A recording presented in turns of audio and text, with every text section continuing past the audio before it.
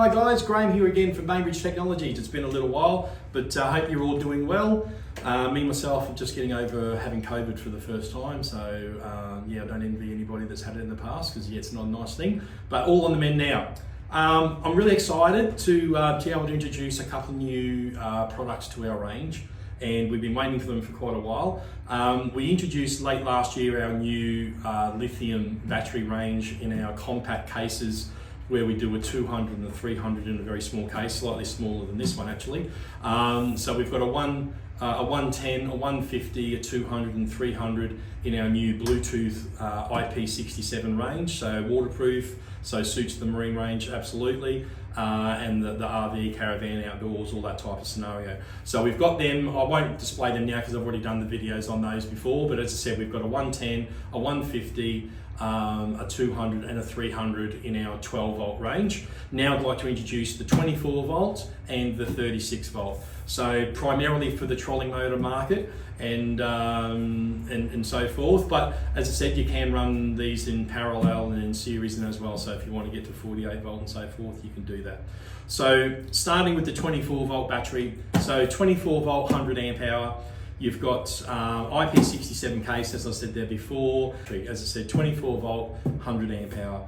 And you're looking at a nice compact battery there, absolutely, for a 24 volt.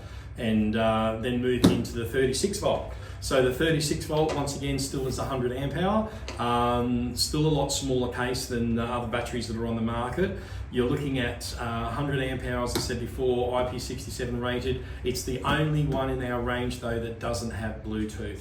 So we are working on that for down the track, maybe looking at introducing a new different type of BMS into the system to do that. But currently 36 volt, no Bluetooth. So if you do want to do the monitoring, stick with the tried tested that we usually use, which is the Victron Smart Shunt, and put that into the system. You won't have any issue.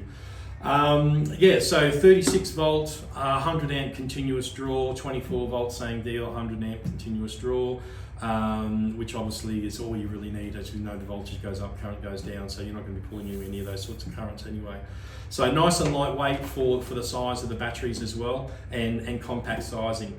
Now these are going to work perfectly and packaged up so that we can sell them to you guys as a package, which you can then on-sell to your customers as well. As a package is the different types of chargers. Now I'll cut away from this video for a little sec and get them all set up, but effectively we've got onboard chargers, so a 12 to 24, 12 to 36 for onboard charging, but then also for the 36 volt, because I know there's very, very limited possibilities out there. We've got two really nice new chargers on the market, AC chargers. One is can be an onboard, a permanently onboard AC charger. It's waterproof and 15 amps at 36 volt, and then the other one is a multi output, so it's 10 amps or 20 amps. So whether you want to, charge it up twice as fast, so to speak, you can switch between the two. So I'll just pause the video here, get it all set up, get the chargers in, bring them in, and then we can start talking about those and the packages that we can do with those. So I'll be back in just 2 secs. Okay, so just like that, she's all set up again, ready to go. So yeah, basically, so what we've got here is our onboard chargers. So effectively, these are a fully marinized IP68 rated charger. This one obviously is the 1236. Now that's 10 amps, so that's 10 amps at 36 volts, so the current draw actually from the outboard or the motor would be obviously still around that 30 amp draw, so as long as your outboard's good to go with that. And then the same for this one here, this is a 1224. So once again, it's the same thing. So it's 15 amps on the 24 volt output side, 30 amps on the input side.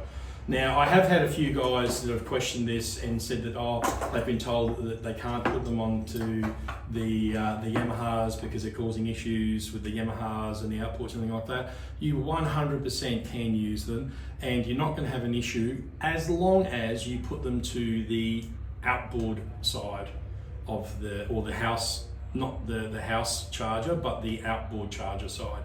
So with the Yamahas, for instance, I know that they've got a house battery charger side, and then they've got the side that goes directly down to the cranking battery. It's the side that goes down to the cranking battery that you need to be on, because that has the larger cranking charger side of the alternator or the setup in the outputs. So therefore then use the house battery side of things purely for the charging and running of the electronics and so forth. I've heard of cases where people said they've burnt them out and done this and done that, or they keep shutting down because they don't have that size of the voltage. It's because you need to be on the cranking battery side. So these basically connect to your battery, your cranking battery, which is then supported by the alternator of the outboard. In regards, once if you do that, don't have an issue. Never had an issue and won't have an issue. So absolutely you can do it. Now, so 1224, effectively do that, and then obviously if you want a Shaw power charger, there's heaps on the range. We obviously usually recommend the Victron or the CTEC chargers. They both do Marine's chargers as well, but there's a lot of ranges there in the 24 volt side of things to do that from the AC charger. There's onboard ones, and there's also IP22 versions as well, which you just plug in, charge it when you're at home and so forth. So that takes care of that. Now with the 36, haven't really had a lot of luxury in that department when it comes to AC chargers, because there isn't not a lot, or has not been a lot on the market, and what is on the market or had been in the market previously was very small, like 2 to 3 amp current, which means you got to stick this thing on charge for 2 to 3 days before you get anywhere. So moving forward from having the permanent onboard DC to DC charging, you then move up and step up to this one if you want something still on board. As you can see, it's fully sealed and potted, fully waterproof, IP68 rated. This is a AC charger, comes with an Anderson plug on one end as well.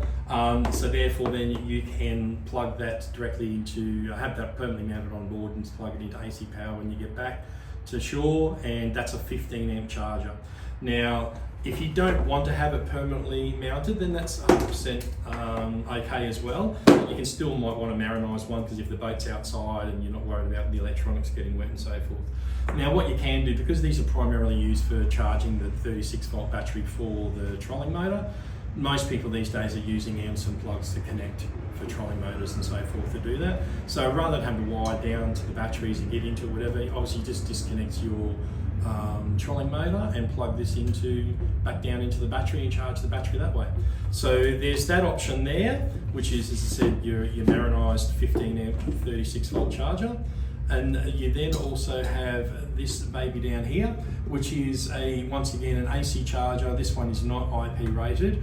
It's still going to be sort of, I suppose, sprinkle proof, shower proof, but it does have fans and that on the end, so they're open there. So therefore then this one's a natural heatsink charger.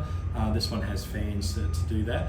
The beauty of this unit though is it has a little button down on the side that you can push in between 10 or 20 amp.